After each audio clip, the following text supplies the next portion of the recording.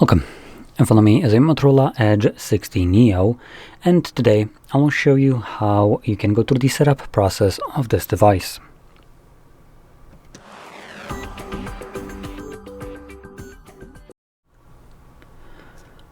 So, when you boot up your device for the very first time, you should be presented with the same thing that I can see on my end, which is just the language selection along with vision settings. If your device already shows you your correct language, which for me would be English, obviously it is selected, we can move on to the vision settings. In here, you will be able to choose from a couple different things that could help you use the device if you are visually impaired. We have things like display size and text, so this will change you the actual font size as well as every kind of element on the screen, like the buttons, the things like, for instance, the plus right here, or just generally the icon size, and that would be the display size in general. That changes literally like everything. And then you can also increase the font if you want to. I'm going to keep it, I believe it was this one. There we go. Moving on, we have magnification. So you can just enable this so you can magnify this just kind of like you would do photos, where you can zoom in on them and get a closer look. Next we have select to speak, as well as furthermore the TalkBack. So this is just kind of more extensive thing like the select to speak. It just basically selects everything and speaks everything. So the TalkBack, you can use the phone completely blind, and it will be reading everything, and you can just kind of swipe through things that are selected, double tap on them, just like generally on the screen to accept them or anything like that. So in this kind of way, you can use your device basically blindfolded and still have full operation of it. Anyway, moving on, let's get started. So here we have set up using another device. This is just Google kind of quick setup in a way. This allows you to do a number matching if you have another Android device that has Google account signed in. And when you do that number matching, where one device shows you 3 different numbers and then the other device shows you just one, and you need to pick from those 3 the one that is on the other device. Once you do that, you also need to confirm screen lock, and when you have done so, it will then move over all of the accounts that are signed in on the other device, and when it comes down to Google, it also basically moves everything that would be associated with the Google account. If maybe not move, because move would imply that it actually does something. Basically, you gain instant access to whatever is stored on a cloud. Which, that being said, if you chose not to put anything on Google Cloud, it ain't gonna move shit. So just kind of want to clarify this, because it's Google, and their manipulative behaviors are on full display when it comes down to setup and backup. Anyway, I'll be skipping this just because I personally prefer to move data myself rather than use this abhorrent system. And then we have connect to Wi-Fi. This step is completely optional. You don't need to do this unless your device is FRP locked and you need to verify it. So I'll be skipping it for this purpose. And next we have insert SIM card. You can insert physical card, or if you choose to actually add Wi-Fi or Wi-Fi network, you could potentially add eSIM. If you can't do it here, you will definitely be able to add eSIM in the settings page for, I believe, connection in the settings. Anyway, I'm going to be still setting it up offline. And because I have chosen to not connect to any kind of network, I now won't be able to sign into Google account, restore apps and data, get software updates, and automatically set the date and time. This only applies throughout the setup process. It has no impact afterwards on your device. You can change any of these things after the setup without any kind of problem.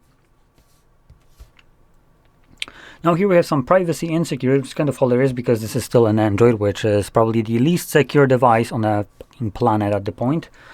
Help improve Motorola products. Yeah, no.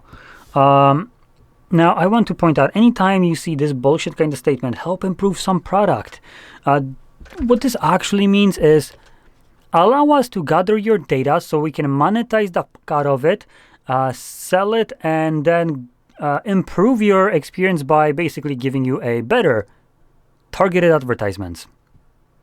Yeah, I don't want that shit. You can keep that. And you can pay for the data that I generate like everyone else does to you. Anyway, meaning to Motorola. And that also extends to Google as well. We'll get to that as well. Enhanced device support. Your device data has, that's basically the same shit, just worded differently. Optimize battery usage. Not sure why this is turned off, so we're going to be turning that on. It basically learns how you use the device and then optimizes your battery usage by suspending applications that it knows that you won't be using and so on. Smart updates. Piss off. I personally hate anything that basically updates the device or does anything to my device outside of my control. So I genuinely hate it, but I want to point it out. Even though I'm turning that off, it actually doesn't mean shit. These devices still have OTA updates, which allows Google or Motorola to still change the terms of purchase after the purchase, because that's basically what it boils down to. And you literally cannot do anything about it, because even though you have disabled this shit right here, let's move on to the next page. And disregard this. I am not connected to network, so we have the date and time right here, which I can fix or ignore. Once I ignore it, if I connect to mobile network or SIM or Wi-Fi, this will automatically change anyways. So I guess we're going to have to postpone the Google portion, which is going to be a couple steps away. So anyway, let's now talk about the the PIN. And it ups to 4 to 6 digit PIN, but you can also select right here under options like pattern or passwords. Now, this device, I believe, also has under display fingerprint sensor. So if you plan to use that, you will need to select one of these, as you cannot have biometrics, meaning fingerprint or face recognition, without physical way of unlocking. Reason for that is if biometrics fails you, which it tends to sometimes do for things like, I don't know, speck of dust on your finger or tiny little blemish on your face, you can always rely on a PIN, pattern, or password which doesn't care about those blemishes or dust specks. So that would be one thing. Now I will be skipping this just because I don't really care, but I would recommend setting up some kind of protection, just because also if you are a Google account and in an unfortunate event of you losing your phone, if someone finds this and decides that finders keepers, you can at least ravish in the knowledge that this scumbag piece of shit will not be able to really use your device, because when they do that and you have Google account signed in and some kind of screen lock, when they try to use the device, obviously they won't be able to unlock it. So next best thing that they will do is reset it. By resetting it, the device becomes FRP locked, which means they need to connect to network and then verify either the screen lock or the Google account signed in on the device prior to the reset, which means that they're essentially stuck with a fancy brick. And here we have the Google, which I was kind of hoping it would have been a little bit earlier, just so we could have continued the flow. But in any case, so here we have again, I will be going over this and just shitting all over this, just because I despise every portion of this. And I'll start off from the very bottom, because we kind of ended up with the Motorola crap at the very bottom. This kind of picks up from that. So install updates and apps. So by continuing, which automatically means that it's a blackmail kind of thing, because you can't finish this up without continuing. I can't just close it off and piss off and use the device. No, I need to continue. So by that, I am essentially agreeing that this device may also automatically download and install updates and apps from Google. This goes back to Motorola, which, even though it had a toggle to turn off, which would basically prevent that from happening, Google, on the other hand side, doesn't give us this option and forces us, which essentially means that the previous toggle meant absolutely jack fucking shit.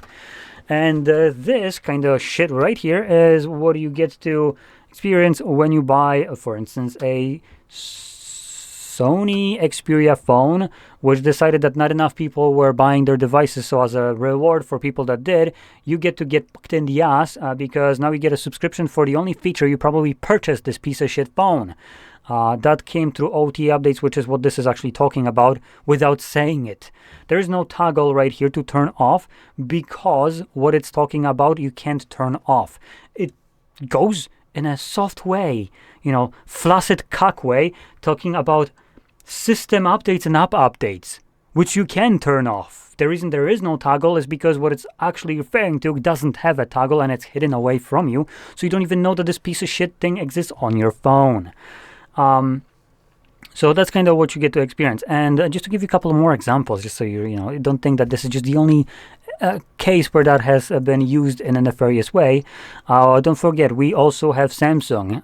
These scumbags decided to sell a $3,000 smart fridge with a display on it that connects to network, and then they decided a couple years into you owning that fridge, hypothetically, meaning you owning the fridge, the thing that they did isn't hypothetical, that, you know what, the damn thing has a display and connection to internet. You know what, that seems like a missed opportunity not to feed you with advertisements on the premium fridge that you paid extra money for. Now you get ads so we can make money off of you. So yeah, that's another one. And I know there was one more. Shit, I forgot what it was, but there's been already a couple instances where this is kind of being utilized by these piece of shit companies to basically change the terms of purchase after you have made the purchase, and like we're talking about some time after you've made the purchase, which you might have never had done if you knew that this would have been happening to your device, for instance, a year into its life cycle of you owning it. Anyway, but let's move on back to the top with use location. I won't be reading all of this like fully. I'm just going to be touching upon the first kind of portion, which is the most important one. So, allows apps and services with location permission to use your device's location. Location accuracy uses information about wireless signals such as Wi-Fi access points, cellular network towers, and GPS. Now, I want to mention this. If we turn this off, do you think that your device is now off the grid because it won't be able to gain access to things like Wi-Fi network access points, cellular network towers, and blah, blah, blah bullshit? Or do you think this is more of a suggestion for companies or and Google, or just companies? Now, the truth here is that even though this is technically, I believe, legally binding to companies don't give a flying fuck about this, because disregarding your rights to privacy is more lucrative than the punishment that they get put on.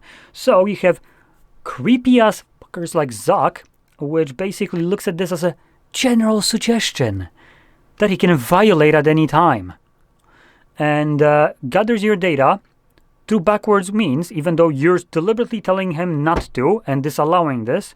And then he gets taken to court for class action lawsuit, and turns out that, you know what, the amount of money that he has made off of this bullshit data that he's gathered illegally is so great that the punishment that comes from the government basically means jack shit, because it's moronic not to break the law when you get to make billions in revenue. When you made 2 billions, for instance, in revenue from this data that you stole, while your punishment from the government is 10 million. Oh, I think I will be crying and wiping my tears with billions of dollars. So, let's be honest, this means absolutely jack shit. That's kind of also why I was saying that it's kind of ironic when anything labeled as privacy and security when it comes down to Android. You want privacy and security, honestly, Apple is a little bit better in that. Anyway, moving on, allow scanning. This gets automatically turned off with the first toggle, and this has a nice little text, which I just love. It warms me inside with fucking rage. So, allow apps and services to scan for Wi-Fi, network, and nearby devices at any time, even when Wi-Fi or Bluetooth is off. Excuse me, when are you doing this? When what is off? Is it off in this case? Like, what are we doing here? It's such a blatant bullshit lie. If you tell me that something is off and then yet other services can still use this piece of shit feature, then is it actually off? If I shut down the engine of my car and take out the goddamn key out of it, it won't be driving. If it is driving, then the fucking engine isn't off. Now is it? So, obviously, again, just like before, this is just things for companies to disregard so they can make revenue. Because gathering the data of all the other devices around you and you around other devices is more lucrative than respecting your boundaries. Now, regardless of what you think right here, I recommend turning all of these off because they don't actually have any impact on your usability of the device. And if there's any class action lawsuits, I guess you can, at least you can have that satisfaction knowing that they get to have some kind of monetary loss. So the line might be always going up, but sometimes it dips a little bit. And they get heat up the ass from investors, right? So at least you can have that satisfaction. Now, anyway, moving on, we have send user and diagnostic data. Now, this kind of sounds nice in a way, but it's Google. There's nothing nice about it in reality. So help improve your Android device experience by automatically sending diagnostic device and app usage data to Google.